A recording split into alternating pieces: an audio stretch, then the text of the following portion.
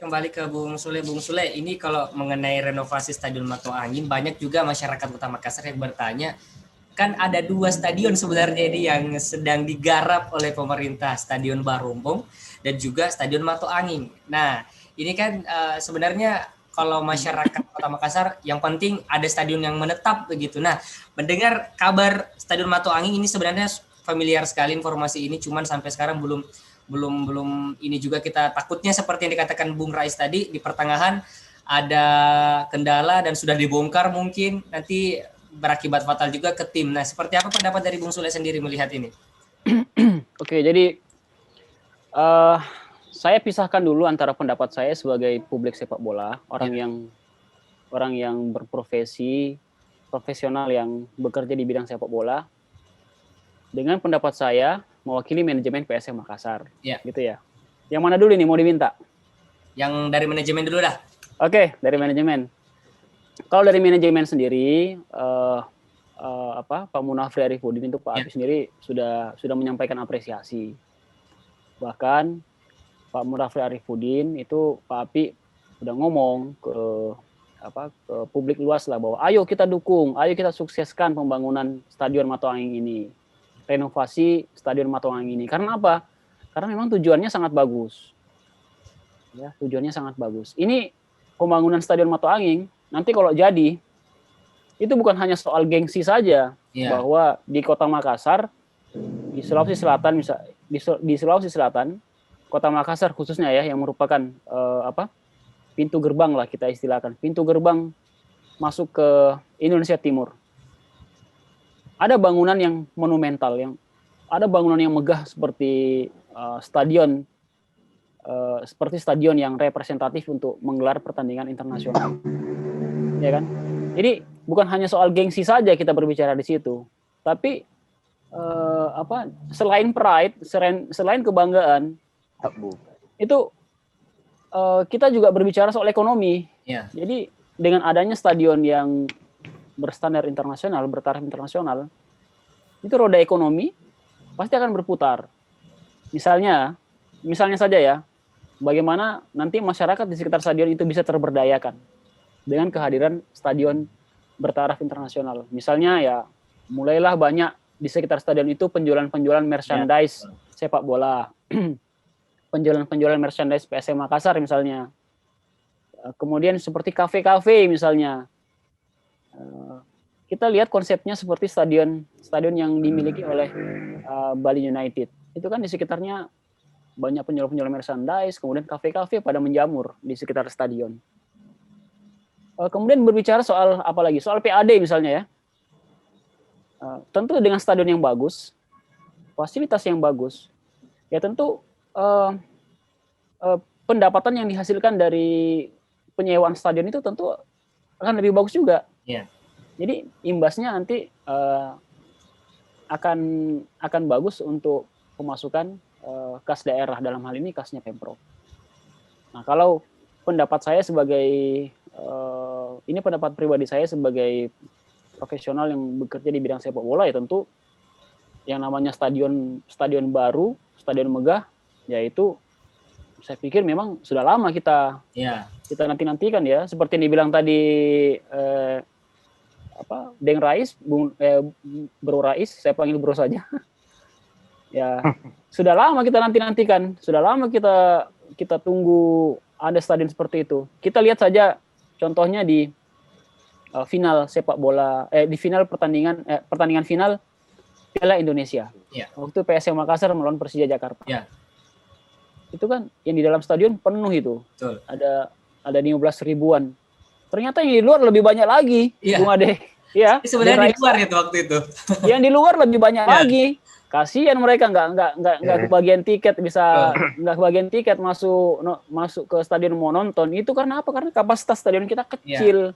Coba kalau kapasitas stadion kita lebih daripada 15.000, tentu ya bisa ketampung semua penonton. Ya mudah-mudahan lah dengan dimulainya renovasi Stadion Mato Angin, harapan saya sebagai profesional yang bekerja di bidang sepak bola sama dengan harapannya Bro Rais, ya mudah-mudahan pembangunan ini berjalan lancar, tidak ada kendala apa, tidak terkendala apapun ya, soal anggaran kah, soal kebijakan, dan kelak kita bisa sama-sama menjadi sejarah, kita bisa sama-sama menjadi saksi sejarah, kita pernah sama-sama berada di stadion yang sama, dan kemudian kita kembali berada di stadion yang sama dengan konsep yang lebih megah dan yang lebih wah lah, yang lebih mewah. Begitu, Bung Ade.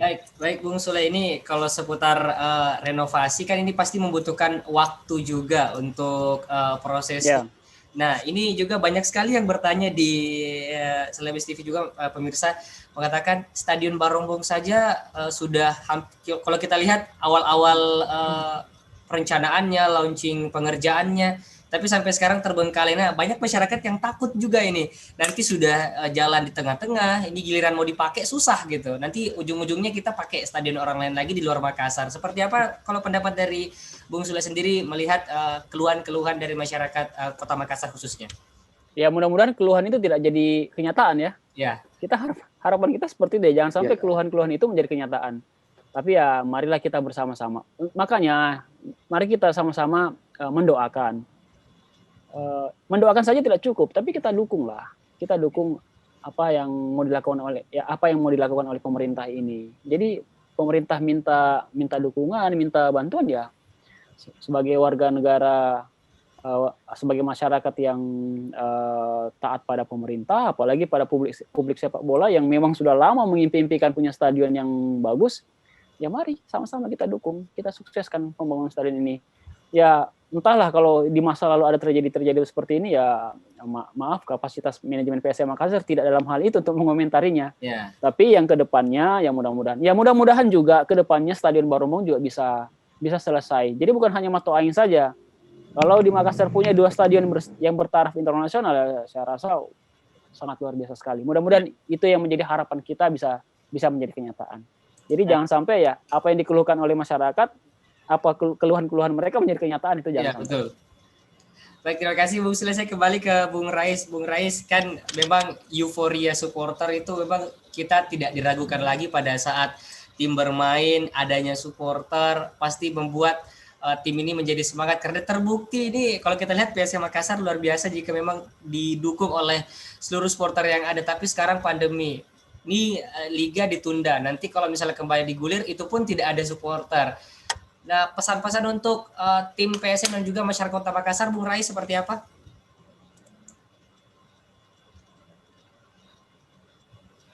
Ya, jadi pesan kami ya satu aja saya buat PSSI, coba semoga digulir di liga ini.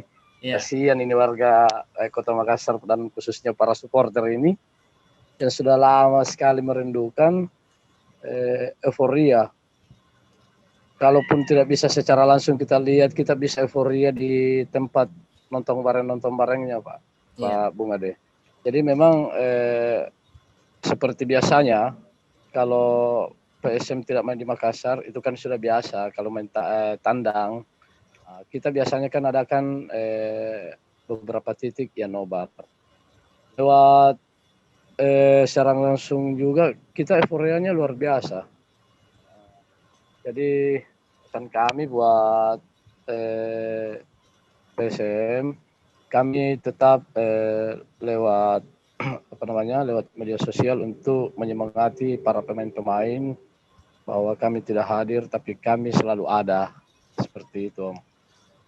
Baik, terima kasih Bung Rais. Saya kembali ke Bung Sule. Bung Sule, ini kalau kita berbicara tentang sistem persepak bolaan di Indonesia, kan pasti banyaknya juga orang bertanya-tanya, liga di luar negeri udah berjalan, bahkan Liga Champion contohnya Liga Champion udah bergulir kembali, walaupun ada beberapa aturan yang harus ditaati, tapi kok ini Indonesia belum mulai sampai sekarang, ini sudah menuju penghujung 2020 loh. Ini pendapat dari Bung Sule seperti apa?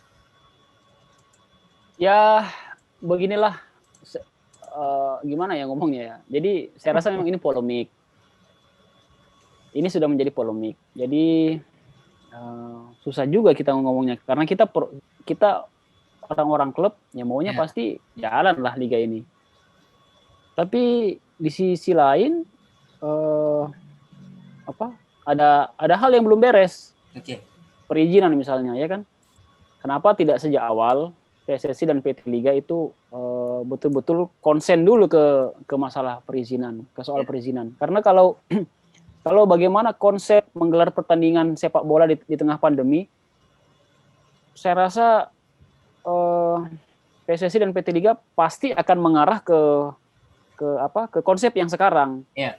Jadi sebelum konsep itu dimatangkan, ditelurkan, ya memang seharusnya masalah perizinan dulu yang harus dibereskan, yang harus bisa meyakinkan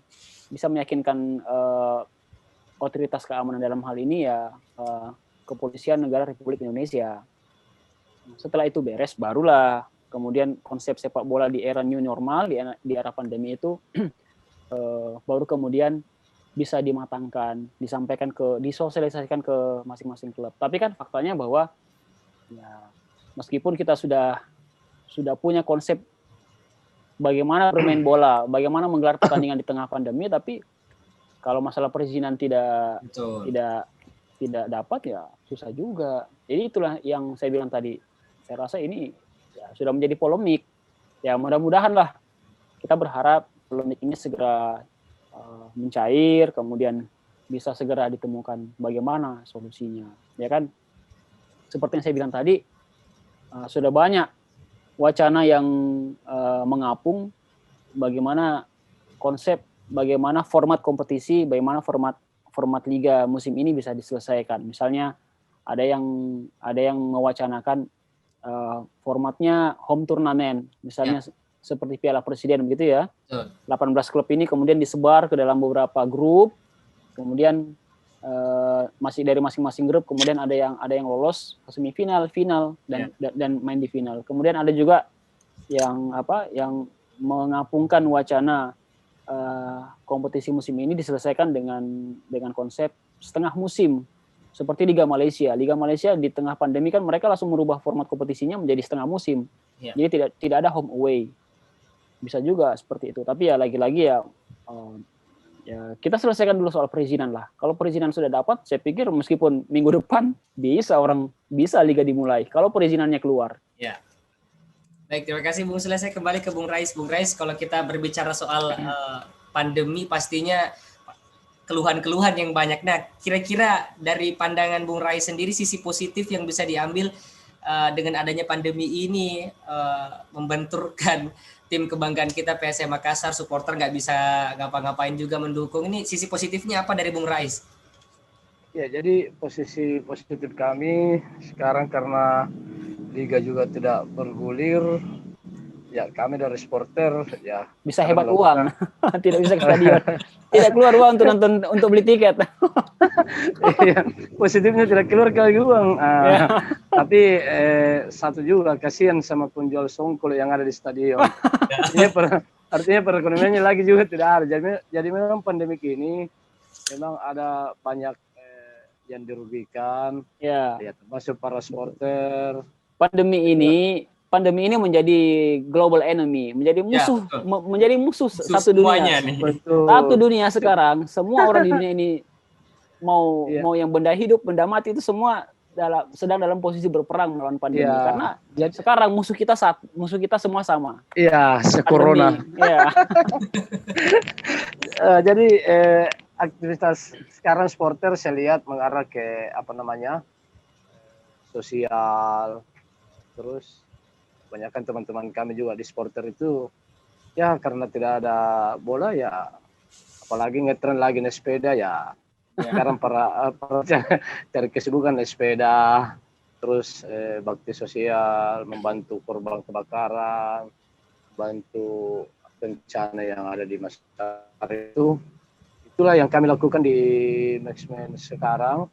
Karena lagi vakum bolanya ya, kita cari kegiatan lain supaya kita tetap di supporter selalu menjaga silaturahim ya, selalu silaturahim, tidak putus hubungan silaturahim seperti itu. Kalau tapi itu saja, kami sudah sangat merindukan. Terkadang bahasa supporter ini kok liga dilarang, tapi kok mall dibuka, pilkada jalan gitu. Pemilu juga bisa.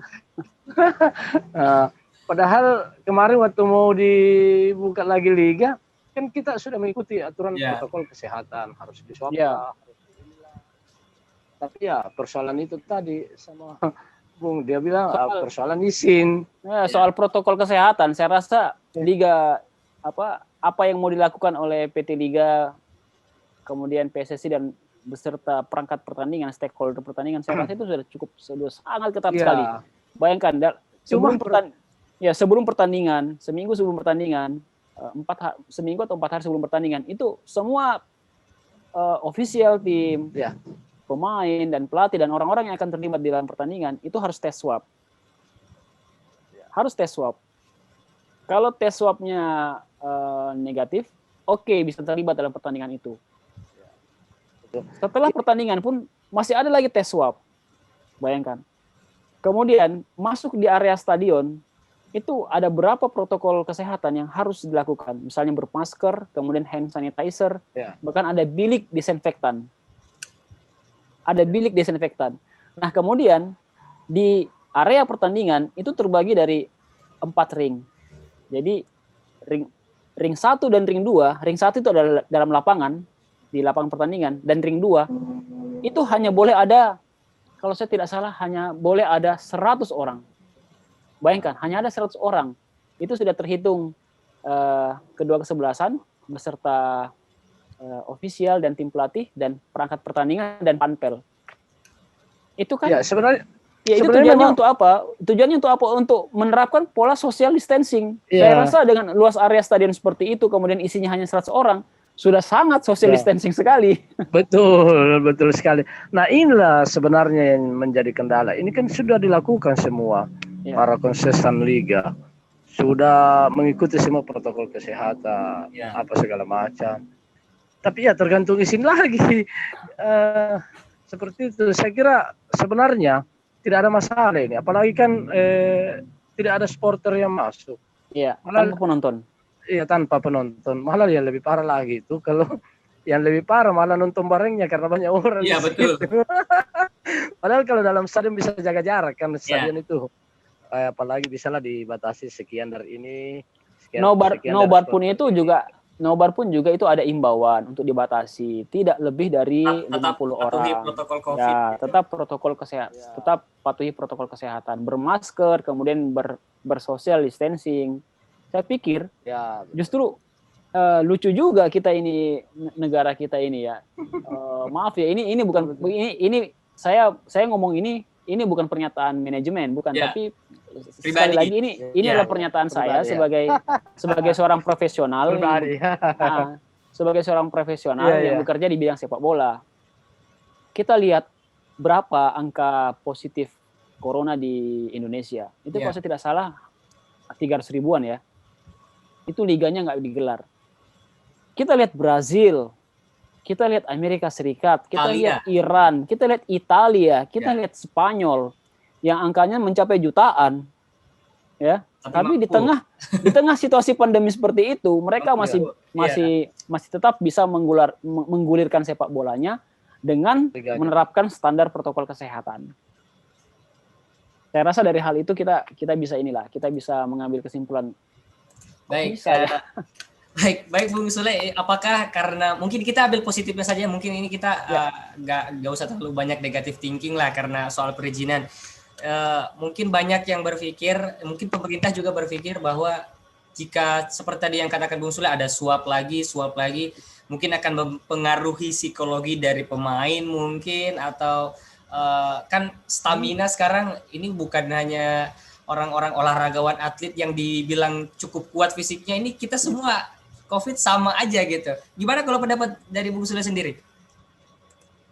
Pemain sebenarnya psikologinya itu sangat tergantung dengan liga digelar atau tidak, gitu aja. Jadi soal pandemi ya, soal bagaimana itu virus menjangkiti dirinya, ya saya rasa itu ya walau alam ya. Kalau memang ditakdirkan kena, ya kena. Tapi psikologi pemain yang paling penting saat ini adalah bagaimana liga itu bisa digelar. Karena ya mereka menggantungkan kehidupannya di situ kan, di perputaran liga. Baik Bung Sule, Bung Sule, apakah ada sisi positif yang bisa diambil di tengah gejolak persepak bola di Indonesia saat ini? Jika memang ada apa kira-kira? Yang namanya pandemi COVID nggak ada positif-positifnya, Bung Ade. Positif ya berarti. Iya, nggak ada positif-positifnya. Ya, positifnya mungkin kita jadi kembali mengingat keesaan Tuhan yang Maha Esa ya, kekuasaan Tuhan yang Maha Kuasa. Bahwa bayangkan virus yang tidak kasat mata ya, yang tidak tampak di depan mata. Gimana sih modelnya itu virus corona itu? Kok bisa membuat panik, bisa membuat dunia nih kita panik, bisa membuat heboh seluruh dunia. Iya, bayangkan ya, begitulah kekuasaan Allah Subhanahu wa taala ya. Jadi ya, hal-hal bahkan makhluk sekecil itu pun yang tidak kelihatan, tapi kalau Allah berkehendak, Tuhan berkehendak, ya heboh lah satu dunia ini. Betul. Kita kembali ke situ aja. Baik Bung Sule, terakhir terkait dengan renovasi stadion ini, kita kembali lagi ke renovasi stadion. Okay. Adakah pesan-pesan yang ingin disampaikan ke pemerintah seperti itu? Saya rasa mungkin sudah terwakili ya oleh pernyataan tadi dan juga pernyataan Bro Rais. Tapi ya kita ulangi bahwa ya mudah-mudahan bahwa dengan hadirnya yang pertama kita apresiasi dulu lah niat pemerintah, bahwa sudah setidaknya sudah ada bukti bahwa memang ada niatan dari pemerintah untuk menghadirkan stadion bertaraf internasional, dengan tadi diawali dengan pembongkaran stadion secara simbolis. Ya harapan kita mudah-mudahan ini berjalan lancar. Ini ya memang pasti ada kendala, tapi mudah-mudahan kendala itu bisa teratasi. Amin. Bisa ada solusinya, dan kita yang hidup di era saat ini itu bisa menjadi saksi sejarah. Kita pernah ada di stadion yang kita pernah bersama-sama ada di stadion yang lama, dan kita insya Allah dalam waktu tidak lama lagi akan kembali bersama-sama di stadion yang baru. Harapan saya seperti itu.